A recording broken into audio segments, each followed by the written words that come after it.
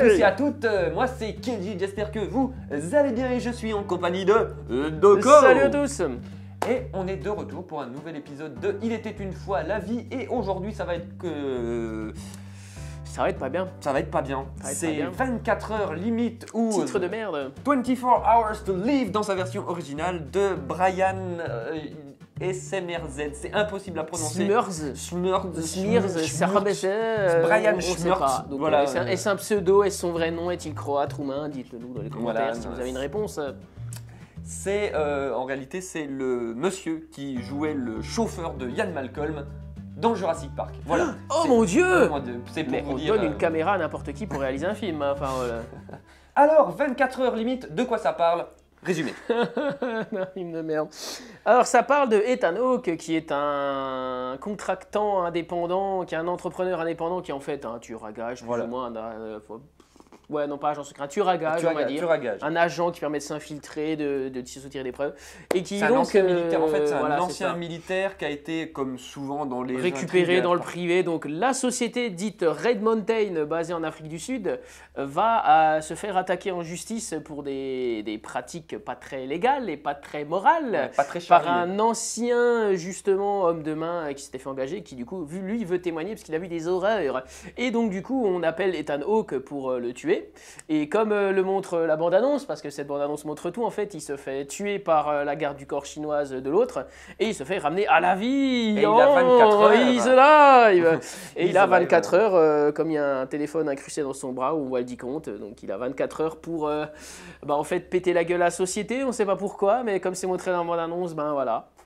On va revenir sur la première chose qu'on a dite, qui n'est pas vraiment liée au film, mais quand même, c'est le problème de la bande-annonce, c'est-à-dire qu'une fois que vous avez vu la bande-annonce, vous avez grillé à peu près tout. Donc on va tout vous spoiler, on s'en fout, on est des dingues. Si vous avez vu la bande-annonce, de toute façon, on n'allait pas voir ce film, on ne recommande pas. Bon, déjà, on n'allait pas voir ce film, mais si vous avez vu la bande-annonce du film, vous avez vu les bien grandes 75% de l'intrigue, parce qu'il y a une petite intrigue qui était tue par la bande-annonce. Mais bon, elle n'est pas très importante. C'est pas la meilleure, malheureusement. En gros, vous avez vu que Ethan Hawke meurt, vous avez vu qu'il est ramené à la vie et qu'il a 24 heures, qu'il lui reste 24 heures à vivre et qu'il devient vénère. Qui devient vénère et que, comme par hasard, en fait, les méchants, c'est la boîte pour laquelle il travaillait. Et que du coup, c'est Liam Cunningham, alias Monsieur Oignon dans Game of Thrones, qui avait un chèque encaissé en 2 saisons, je pense. Qui est le grand méchant. Et tout ça, c'est montré dans la bande-annonce. Et arrêtez de faire des bandes-annonces où une fois qu'on a vu la bande-annonce, on se dit au bout de 15 minutes de film, on pourrait sortir, on a vu le film déjà en fait. On sait comment ça va se passer. Et c'est exactement ça. Le film n'est pas intéressant. Premièrement, n'est pas utile. Vraiment, c'est un truc, tu te dis pourquoi vous avez fait ça. Première chose. Pognon monstrueux. C'est ça. Première chose, bon, les acteurs, on va pas en parler. Ils font le taf, mais bon, c'est des rôles tellement caricaturaux que t'es en pilote automatique, t'arrives à le faire si t'es acteur, quoi. Le scénario est un ramassis de clichés mis dans tous les sens. Et il tient sur un post-it. Voilà, et ça tient sur un post-it. C'est Ethan Hawke. Alors, c'est ok, il faut un traumatisme. Ok, il a perdu sa femme et ses enfants. Enfin, et son fils. Et n'oubliez pas de le rappeler au marteau-piqueur toutes les 15 minutes dans le film. Toutes les 15 minutes, vous le rappelez au spectateur qu'il a perdu la femme, le fils. T'es là, non, je m'en fous de sa femme et de son fils. Qu'on nous le présente comme ça, qu'il a perdu sa femme et son fils, ok, ça caractérise le personnage. Mais à un moment donné, que vous nous le rappeliez toutes les 15 minutes au bulldozer, à un moment donné, tu fais c'est bon, on a compris. Ensuite, tous les personnages sont clichés, tu les vois venir à 15 km, tu fais ok, là il va faire ça, puis il va se faire trahir, ou enfin il va se faire avoir, et puis finalement ça va être la grosse boîte pour laquelle il travaillait, qui en fait sont des fumiers, puis il va s'en rendre compte, et tu fais what the fuck, et pourquoi, et comment. Et le meilleur ami, on vous laisse deviner, qu'est-ce qu'il fait le meilleur ami dans ces cas-là. Voilà. Le meilleur ami était au courant puis à la fin tu te dis en fait c'est la boîte qui a tué la femme et le fils. Oh mon Dieu, c'est tellement original. Et vous allez me dites pas que son meilleur ami qu'il combat depuis que le meilleur ami qu'il combat depuis le début du film était au courant. Oh mon Dieu. Et à la fin qu'est-ce qu'il fait? Il se retourne contre son ancien employeur parce qu'il se rachète une conscience à la fin. Et les mecs, vous devriez faire breveter le truc, on n'a jamais vu ça. Attends. Le concept c'est Ethan Hawke. Il a 24 heures et après il meurt. Putain, si on le faisait revenir à la toute fin du film. Quoi. À la fin, ouais. On lui fait. À la fin de 24 heures, il est pas mort. Il est pas mort. Wow. C'est le truc, franchement, ça c'est un des trucs les plus paresseux pour pas assumer son scénario. C'est-à-dire, tu es là, tu fais. Mon scénario, le concept de base, mais vraiment, c'est le pitch. C'est un ancien mercenaire se fait tuer, mais grâce à une technique un petit peu pas Charlie, il revient pour 24 heures. Tu dis, donc au bout de 24 heures, il meurt. Et à la fin, ils font, ouais, en fait, Mais non. il est mort, mais du coup, eh ben, on le fait revivre une fois. C'est pire qu'Universal Soldier. C'est ça, tu fais, mais non. Ben non, parce qu'en fait, parce que vous avez dit à un moment donné dans le film que ce que vous lui avez injecté, c'est quand même ultra puissant et que ça va faire s'effondrer son système nerveux. Et pourquoi au bout de 24 heures, il fait non, finalement, ça va, on peut te remettre. Non, mais ça va. Non, il te reste 2 neurones, c'est bon, 2 neurones, ça suffit. C'est ça. Regarde Walking Dead, ils ont 1 neurone, c'est bon, hein, ils pètent la forme. Hein. C'est ça, 2 neurones. C'est les neurones avec lesquels ont été écrits le scénario. Franchement, c'est ultra mauvais. Au-delà de l'histoire qui est ultra cliché Et prévisible. si à la limite c'était fait de façon fandard, si c'était réalisé de façon fun, de façon à ce que on passe un bon moment, mais pas, même Non, pas. on essaye, on se fait plus chier à réfléchir à notre lumière sur le plateau que eux. Il y a le soleil, il y a de l'ombre, bah écoute, allez, c'est parti. Il y a 2, 3, franchement, il y a 1 ou 2 plans où tu dis ah, là il y a un truc, rien qu'on n'ait jamais vu, mais quelque chose où tu dis ah, là il y a une petite fulgurance, là il y a un petit truc. Il y a des moments où tu fais tu fais un passage à la limite du FPS, tu fais bon, on a déjà vu, mais c'est bien fait, pourquoi pas. Le reste, c'est juste surcut. C'est en plus monté des fois où tu dis il te manque des scènes ou parce que du coup donc c'est mal cut, la lumière est pas super belle. Non mais t'inquiète, on va mettre des litres de sang, ça passera tout seul. Ouais, voilà, ils ont juste rajouté des trucs. C'est des trucs PGR, je graphiques. pense, et puis ça le fait, hein, son PGR, rien, pas de problème. Hein, là.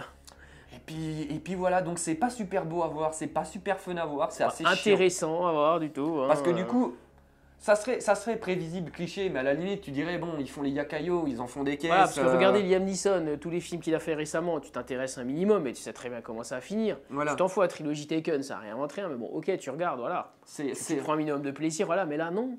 Mais parce que du coup, c'est tellement premier degré, c'est tellement trop premier degré, que à un moment donné, tu fais, bon, déjà, toutes les 15 minutes, on me refile un petit coup de flashback de pathos pour dire, t'as vu quand même le personnage, tu fais, mais je m'en fous, vous me dites que sa femme et son fils sont morts, à la limite, vous le faites revenir à la fin, mais faites pas des flashbacks tous les 10 minutes, quoi. À un moment donné, j'ai compris. Là, très clairement, moi, le film, j'aurais pu me barrer à la fin du 2e acte, c'est-à-dire quand la chinoise retrouve son fils, fait, ok, bah c'est bon, ils ont sauvé le fils, allez, moi j'y vais. Et en c'est plus, tout pour moi, mais non, il y a un acte après encore. Il y a un acte après, et ce qui est ouf, c'est que mais ça fait il y a des personnages, il y a des pseudo-personnages qui sont en danger, et tu t'en fous, t'es là, tu fais. Il y a un gamin qui s'est fait enlever, et là tu fais. Bah, couilles. Excusez-moi. Ouais, apparemment, on s'en bat les couilles. Oui, mais vraiment, le gamin, on l'a vu une fois, il n'est pas intéressant, la chinoise. Vous la développez pas plus que ça, c'est vraiment juste un rôle fonction histoire de. Parce que c'est financé par des Chinois, donc faut une chinoise. Non, mais même au-delà du fait que c'est une chinoise, mais juste son personnage, il n'est pas vraiment utile en fait. C'est à un moment donné, il faut un prétexte pour que. Et donc du coup, voilà, on a mis ce personnage-là, le personnage qu'elle devait défendre, à un moment donné, il ne sert pas vraiment, donc à un moment donné, il meurt. Et voilà, et puis. Là, tu fais. Bon, en fait, je m'intéresse à aucun des personnages. Je vois tout venir. En plus, j'ai vu la bande-annonce, donc je sais déjà comment ça va se finir. Les méchants sont hyper caricaturaux. Et des boulets. C'est des boulets. En plus, c'est ça qui est chiant. C'est qu'on te présente la boîte comme. Ouais, c'est une entreprise qui a du pouvoir. Qui fait 25 milliards de dollars de bénéfices tous les ans. Hein. Voilà, donc c'est pas des rigolos, tu vois. Ils ont des moyens, quoi. Hein, tu vois, à côté de ça, Apple, c'est des rigolos, tu vois. Et à la fin, tu as Ethan Hawke, donc à moitié blessé. Qui reste 38 minutes à vivre. Ouais, c'est ça, grosso modo, une bonne demi-heure, donc a des hallucinations souvent. Hein, donc, mais par contre, le système nerveux, c'est d'un coup que ça chute, hein, c'est pas progressivement, tu sais, il a tendance, c'est d'un coup, donc quand ça atteint 0, c'est bon, t'es mort.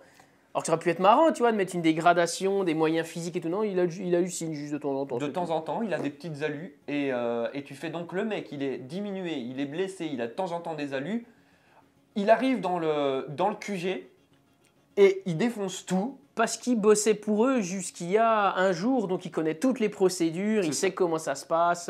Alors qu'il a fait un break d'1 an, mais ils n'ont rien renouvelé dans le QG, c'est n'importe quoi. Je veux une assistante électronique comme le gros bad guy, hein, parce que ça c'est génial. Hein. Oui, il y a une À part intelligence, ça, il y a une intelligence artificielle. Tu peux bien te marrer avec elle pendant le film, hein, parce qu'à chaque fois il arrête pas de dire oui alors machin là, ramène-moi cette putain d'agent d'Interpol de merde. T'es là, excusez-moi, je ne comprends pas le terme agent Interpol de merde. Ce serait marrant qu'elle lui rétorque ça maintenant. Et puis bon, 2 avertissements, ce serait bien qu'un jour les gars arrêtent de personnifier Interpol. Ça n'existe pas des agents d'Interpol, ça se fait pas. Interpol, c'est hein. une agence de renseignement, c'est tout. Ils n'envoient pas d'agents. C'est pas des gars à gâchette, quoi. Et deuxième, comptez vos balles dans les chargeurs, putain de merde. Ah oui. Ce sont les chargeurs avec le plus de balles de la Terre. Quand ils ont un bonus de Call of Duty, t'as le chargeur qui compte 12, je sais pas, mais il y a un problème. Ils sont sous action replay, les mecs, parce qu'ils rechargent Il y a jamais. cheat code, là. Ils changent jamais d'arme. Encore, ils changeraient d'arme. Tu dis, bon, à un moment donné, tu es un autre mec. Les gars, la moitié du temps, ils sont au flingue. Hein. Ils sont pas au fusil mitrailleur ou à la grosse batteuse où t'as des chargeurs de ouf. Non, c'est un flingue. Donc, je sais pas, il y a genre max 20 balles. Et à chaque fois, il fout des doubles doses au bad guy. Mais non, il t'en aligne. À un moment donné, t'as cours de balle, gros. C'est la Station Hero où ils rechargent jamais et qu'à la fin, quand ils arrivent dans le monde réel, ils font ah merde, il faut recharger pour de vrai dans le monde réel. Oui, normalement, tu recharges. T'as l'impression, en vrai, ils ont des chargeurs et c'est miniaturisé à l'intérieur. Le chargeur, en fait, il est là. Normalement, il devrait atteindre mes pieds vu le nombre de balles qu'il utilise. Ouais, c'est ça. Oui, il y a 1500 balles dans le chargeur. What? Donc non, c'est vraiment 24 heures limite, c'est vraiment très mauvais. Vous n'allez surtout pas voir ça. Nous, on y allait parce qu'on a un abonnement et qu'on le paye pas et qu'on s'est dit on va aller vérifier quand même pour que les gens n'y aillent pas. Voilà, c'est quand même le film d'1h30 qui te paraît long. Hein, c'est ça, c'est pour dire. C'est un exploit quoi. Et on a vu un film avant de 2 heures et qui nous a paru super fluide, alors que là on voit un truc d'1h30 et au bout d'1 heure déjà tu es là, tu fais film, tu me fais chier film. Donc si vous avez 10 € et que vous voulez aller voir un film, même un film d'action, vous n'allez pas voir 24 heures limite. Je veux dire, cette semaine, vous avez 3 Billboards. Si vous n'avez pas envie de voir un film où il n'y a pas d'action, il y a d'autres films à voir.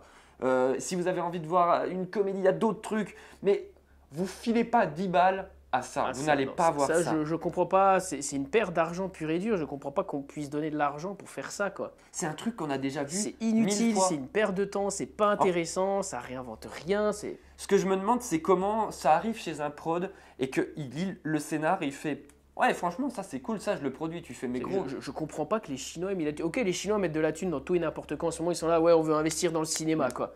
Mais là, franchement. Même Matt Damon chez les Chinois, ça a plus de sens, quoi. Ouais, puis ça avait plus de gueule. Mais non, franchement, c'est. En plus, les incrustes, elles sont dégueulasses, effets spéciaux, donc où est passée la thune, quoi. C'est ça. Non, vous n'allez pas voir 24 heures limite, c'est nul. Et voilà, il était une fois la vie, c'est terminé pour aujourd'hui. Voilà. Oui, merci. Donc, comme d'habitude, vous partagez la vidéo, vous vous abonnez à la chaîne YouTube, vous laissez des pouces bleus, vous laissez des commentaires, vous partagez à tout le monde, à votre grand-mère, à votre chien, à votre tortue, vous faites ce que vous voulez, mais vous partagez, ça nous fait super plaisir. Voilà. Sinon, petit point sur le séance vers le futur qu'on va tourner demain, au moment où on enregistre. Aujourd'hui, au moment où on enregistre la vidéo. Marty, il faut retourner dans le futur, Marty. On est mercredi et on va filmer le séance vers le futur demain avec si tout va bien. Voilà, si tout va bien, avec pas mal de petits changements qu'on va tester des nouvelles choses. Vous commencez à avoir des changements dans les vlogs. Déjà, on est 2. Oh. Voilà, mais bon, ça dans les séances vers le futur, on est déjà 2. Mais on va tester des nouvelles choses en termes de lumière, en termes de cadrage. Dites-nous déjà là dans les vlogs, est-ce que ces lumières là comme ça vous plaît? Est-ce que les vlogs à 2 ça vous plaît? Dites-nous dans les commentaires, est-ce que les évolutions vous les voyez? Est-ce qu'elles vous intéressent? Nous sommes curieux de savoir ça. Voilà. Sur ce, nous, on vous fait des bisous, on vous dit à bientôt. Bonne journée, bon après-midi, bonne soirée, bonne nuit, joyeuse Pâques. À bientôt. Et voilà. Et voilà.